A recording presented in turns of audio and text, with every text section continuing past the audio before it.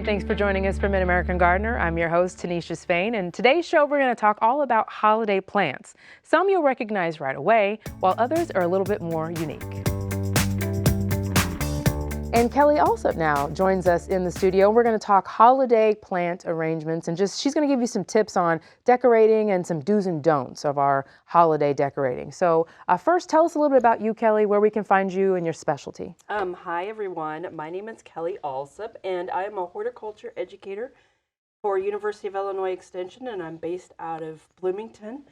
My experience before I became an educator was actually a greenhouse grower, and I grew a lot of these plants that I'm actually going to talk about today. But really, my specialty is pollinators and beneficial insects, and I like talking about invasive species too. I know I shouldn't say that, but I'm really passionate about... You've brought some critters on the show before. I have. What was the one? It was an eastern lever grasshopper. Grasshopper, and then there was like a... Madagascar hissing cockroach. Hissing cockroach, I remember. You were always good for the critters. Because when you teach beneficial insects and pollinators, you have to get people over that initial hump of thinking that bugs are bad. Yes. And so what I was learning in my own field was that I had to go back to the basics. You know, I couldn't just say, hey, these are great because they pollinate this type of food or this. I had to be like, here, hold an insect. Learn the mouth part. It's not going to hurt you. Or what does it do? And so just had to go back to the basics. All the way back. Like, here, hold this hissing cockroach and let's appreciate it. Yes, yes. I like it. And it's not that bad. I didn't hold it. Maybe next time. But you kind of cerebrally understand how important insects are in our world. Yes, right? I think you're doing fantastic work. You're doing great work. Thank you. So, holiday season. Yes. Now, you're a greenhouse grower, so this is right up your alley. Right, this is. As folks are out, we're all going to be shopping for our decor if we haven't already, and you get to the checkout and you see these poinsettias or these cactuses. Give us the inside track on how to pick out a healthy one and which one we want to bring home. Well, poinsettias are everywhere. They are the #1 greenhouse crop. They used to be kind of a pain in my side because they are actually kind of difficult to grow and get them to color up and be perfect right in time for the holidays. So one of the things you want to look for, you see the beautiful red bracts. These are not actually the flowers. In the middle of the red bracts, you're going to see these little tiny yellow flowers. Let's see if I can get... there's actually one. Oh, you've got a better one. On the... Well, this is an example of spent ones, right? Yes, yes. So I bought this poinsettia maybe 2 weeks ago, and this one I bought maybe a week ago, and its flowers are a little bit more yellow in the center, and these have definitely are spent. And then when you see them, you want them to be as closed as possible. Usually when I'm picking one out, none of the flowers are open. They are tight.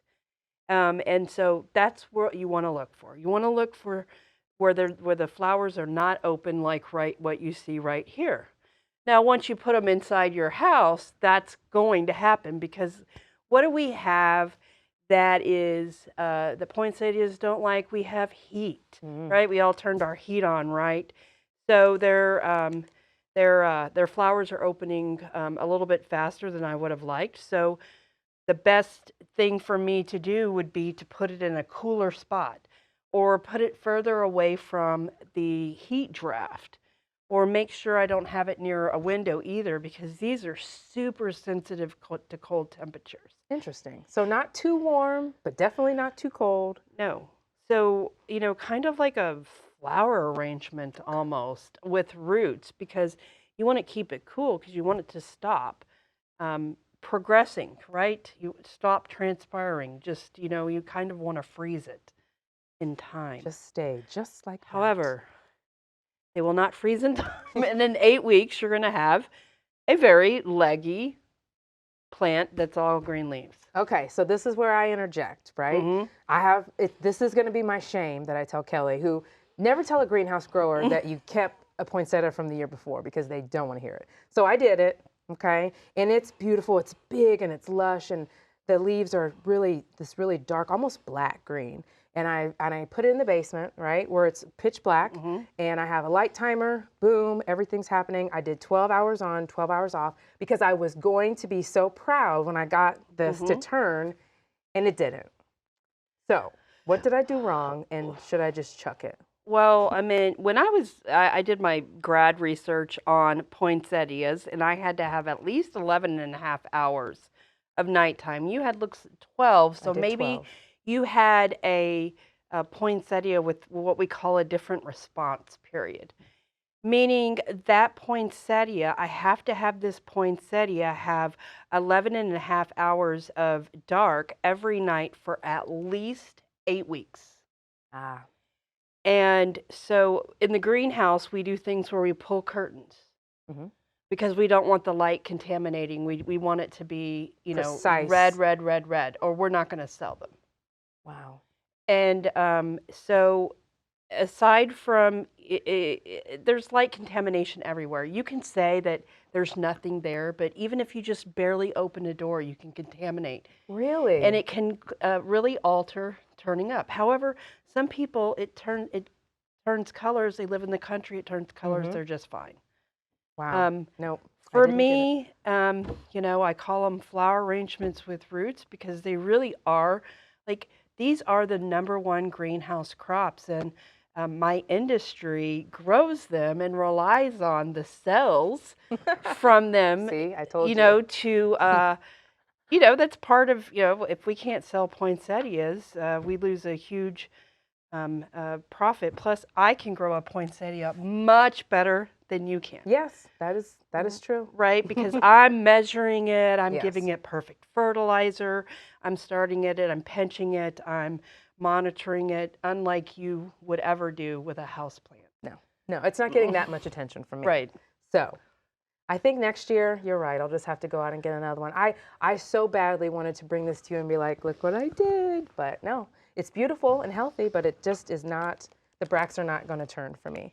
And I'm seeing a lot of trends. One of the trends that I'm seeing is much larger sizes.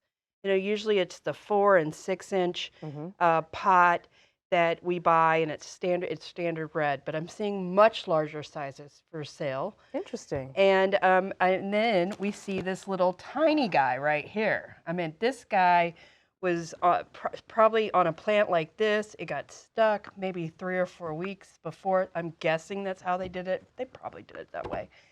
And it colored up, and it has just a root system, but it's not going to last forever.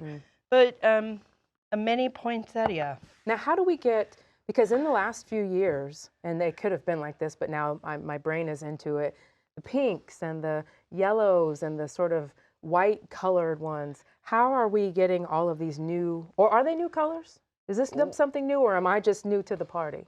Well, I mean, there's new colors all the time. I mean, I think yellow and orange are some of the big colors that they've breeded for this year, but that's not really on the market just yet.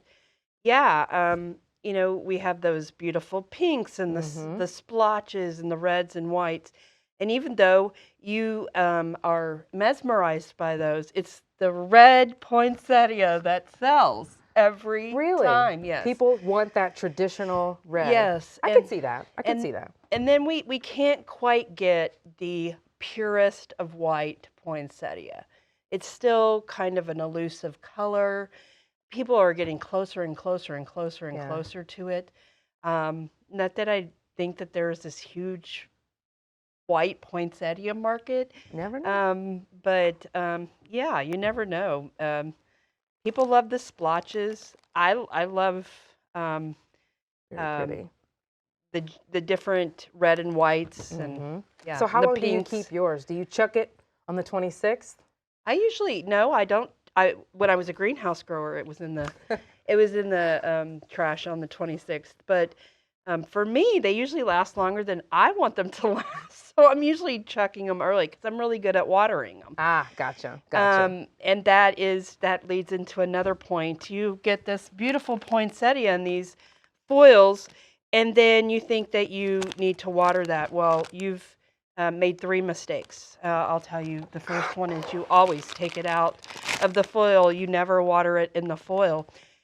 One of the things that I do is I will put this underneath the faucet, and I'll let it flow lightly, right? I don't want to drown it and splash all the soil and then out. and then I let it start draining out, and then I let it drain in the sink, and then I'll let it drain on the towel, and then I'll put it back in here, because the worst thing I can do is have my roots sit in water. You walk by and... Another thing is when you are watering it in here, you're going to just give it like little shots, and it's probably not going to be enough water to completely saturate. You want to let it dry down, but you want to completely saturate the root ball when you water it. So when people don't water like that, where they're looking for the water to come out the bottom, they tend to water lightly. And so I'd say maybe weekly, 10 days. What's a good rule? Yeah, I meant right now. This is I'm definitely checking them twice a week, but I've had it in the past where I've checked them twice a month. Safe. Okay. Now you brought another plant that is a holiday favorite, and it's Thanksgiving, Easter, and Christmas cactus. Which one is this? No, first question, which one is this? And then I want to know how you can tell them apart. Okay, this is Thanksgiving cactus. It is actually being billed as Christmas cactus. The majority of the time you are going to run into Thanksgiving cactus just because it's easier to grow, easier to propagate. The way that I can tell is by the protrusions on the, you want to hold it up in front of here? Yeah. Oh, sure. The protrusions on the end. Oh, okay. Do you see right here? I do. Right here. Pointy? Yeah. These little protrusions, that right there told me that it is Thanksgiving cactus. If it were Christmas cactus, this little leaf segment, a stem segment actually, would be rounded. And if it were Easter, then it would be much thicker and rounded. I never knew that. So the majority of the time, it's Thanksgiving cactus, just because if it's pointed. It's just because it's easier to grow. Gotcha. Okay. And it has more color varieties, and so you're gonna find that. But you know, I love a poinsettia, right? I gotta support my growers soft spot here. Yes. But when I think about houseplants and I think about gifts, this is the one that I'm truly gonna go for, because I can grow this plant for 5 to 10 years in this 6-inch pot. It actually likes to be root bound. I want to see if the flowers were fragrant. Fragrance, I always check. It actually likes to be root bound. Okay. And performs very well. You notice how I lit up when you're like, it likes abuse, and I'm like, perfect, right up my alley. I mean, I've abused a Thanksgiving cactus where I have used it for propagation class for master gardeners twice a year for the last 10 years, and it still blooms reliably twice a year for me. So they can really be super abused. And so if you're going to go out and you're going to buy a fancy 6-inch pot, buy it for this plant, because it's probably going to be in there for 10 years. And this is the gift that keeps on giving, right? This is one you want somebody to remember you each year or twice a year. Yes. There you go. This is the one you get. So I've seen these growing down flat, but this one's growing up. Is that just how you position them, or tell me a little bit about that? Because well, eventually it's going to lay down. It will. Okay. It's a younger plant, so it's a little bit more vigorous. Eventually it's going to lay down. But you're always taking cuttings from them, and then eventually I'm going to pot it up a little bit, but not too much. And this guy that you tore off, I could probably plant that. You think? That's a stem segment, so yeah, you can plant that. You're going to take those flower buds off, because you definitely don't want it supporting any flower buds, but you're going to actually stick that part in soil, and roots are going to start to come from that. Well, I will go ahead and take that home with Yes. me. So Now, it might thank take you you. 5 years to get to this size. I love experiments, though. You could, support a grower and go out and buy. See, every time. Well, thank you, Kelly. But Thank you so much for coming in and bringing these two. Lastly, I always want to ask, pets, are these pet friendly, guys? Actually, they are fine. Okay. This one does have latex in it, and it can That's the hurt. sticky, Yeah, it can milky. it can get on your skin, even your Mm-hmm. skin, and not be the best. Some people are allergic, some people aren't. You don't want your pet consuming lots of it, but yes, these are considered non-toxic. Okay. And so people think that they have to choose poinsettias or their cats. And you don't, And you unless you don't. think your cat is going to eat that whole poinsettia. I think you're safe. I think you're good to go. Okay. Well, thanks for coming in today and bringing your show and tells with you. Okay, thank you. And keeping with our festive plant theme, Jennifer Nelson is going to join us now on Skype. And so we've talked about poinsettias and cactuses. And another popular plant that you see usually around this time of year is the Amaryllis, which is my unicorn plant because I can't get it to bloom. I've been trying for years now. So Jen's got a couple of those that she's going to show us. Tell us a little bit about those. Okay, well, I'll start with the fact that I don't need any more amaryllis in my house at all. But I am a complete sucker for seeing something marked down 60% at the store. So the other day, I picked up another amaryllis and it was marked down because it was starting to grow. Um, some of them were all kind of like curled up and growing around in the bag. Um, I found one that was just starting to come out, and so it wasn't going to break off or anything. So it's grown probably a couple inches in a week, and there's two buds on it. So there's this one will bloom first, and then this second one, and then you can see kind of the bundle of leaves that'll come up in the center.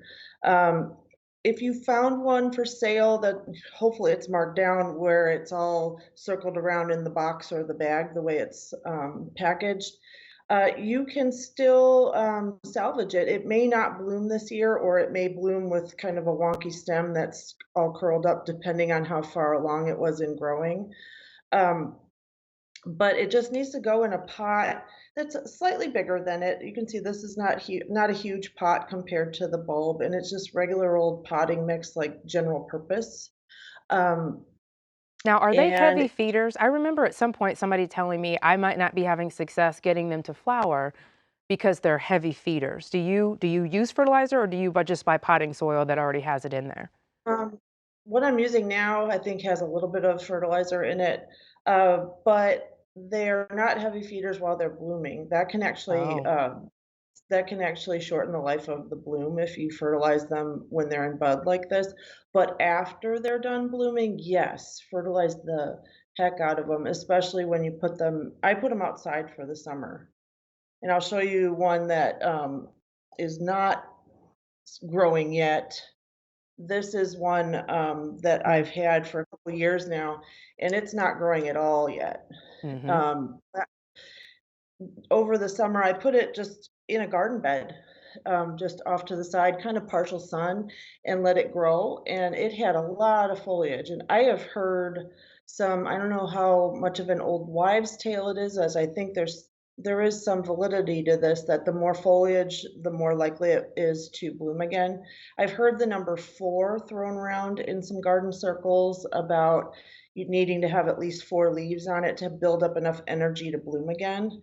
That seems to hold up, at least from what I've observed in my own garden. Now, that's not a scientific study by any means, but and this one's going to need to be repotted. It's been in this pot 2 or 3 years. Mm-hmm. And what I do in about September is I set the pots like this sideways so that I don't water them anymore Mm-hmm. and they don't get rained on, and let them dry down and let the leaves die. And what happened is the roots started growing out the side here.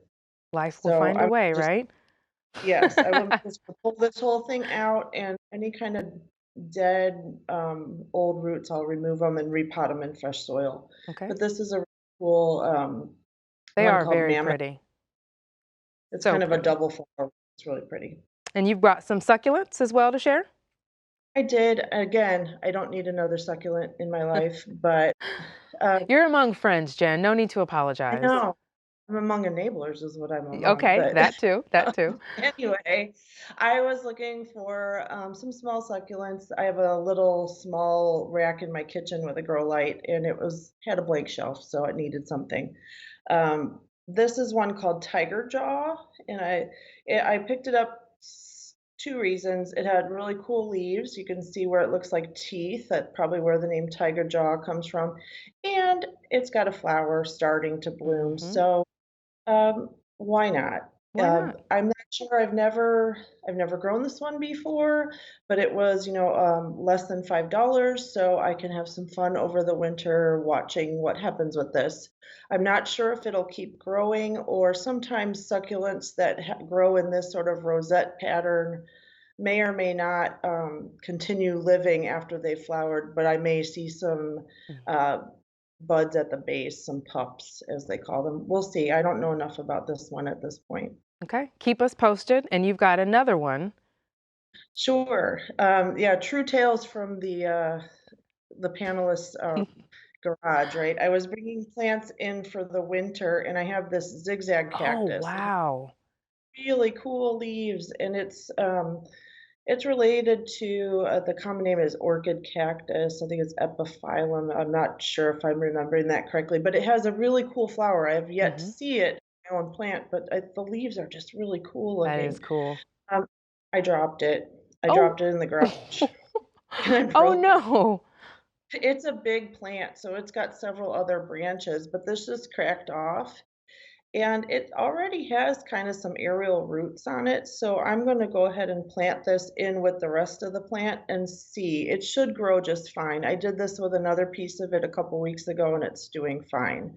But fear not if you have some sort of succulent mishap at your house. Um, One thing to remember is wherever it broke is going to be wet, because succulents carry a lot of moisture in their leaves. Hmm. So you don't want to replant that right away. So you want to let that dry off for a few days. In my case, a couple weeks until you get around to it. It's going to be fine. And you could plant this as a separate plant, but I'm going to put it in. There's kind of a blank spot in Put it the back in in the the pot. original. That's a really cool Yeah, plant. I really like that. So hopefully it's able to catch on and yeah. not croak on you from the Next time I'll disturbance. save you. Next time I'll save you a Please piece do. from You it. guys know I love the gifts. I love your accidents. They always come to me, and that's just fantastic. So, Jen, thank you so much for coming on today, and thanks for bringing your show and tells. You're welcome. Thank you. And we're joined now in the studio with John Bodensteiner, who is going to answer a viewer question about hydrangeas. This is from Janet Swizer, and she says, do I cut her hydrangeas back for winter? They've never flowered, and they're about 15 years old. This is the first time that she is seeing buds like this before winter, and just sort of wondering what to do and wanting some advice. So, John, you saw the pictures. These are pretty established, They're 15 very years. established, yeah. So, first, is it normal for them not to bloom? No, for- I'm wondering if, if she likes the foliage, it's probably one of those hydrangeas that requires a lot of special situations for it to bloom the next year. I would not, if she's seeing those buds, that's next year's growth. It'll be where the leaves come out, plus it's going to be where those flower buds are. So what happens a lot of times is Mother Nature cuts it back for us. And if it dies all the way, freezes all the way to the ground, you're not going to get flowers that following year. And it sounds like that might, because those you could see are just very established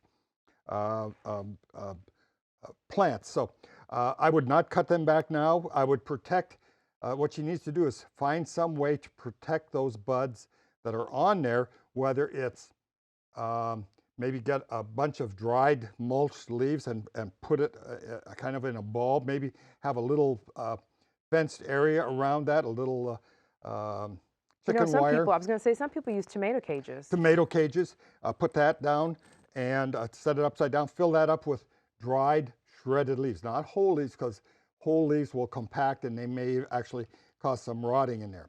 Apparently this is not a Annabelle hydrangea, because Annabelles will bloom on what we call new wood.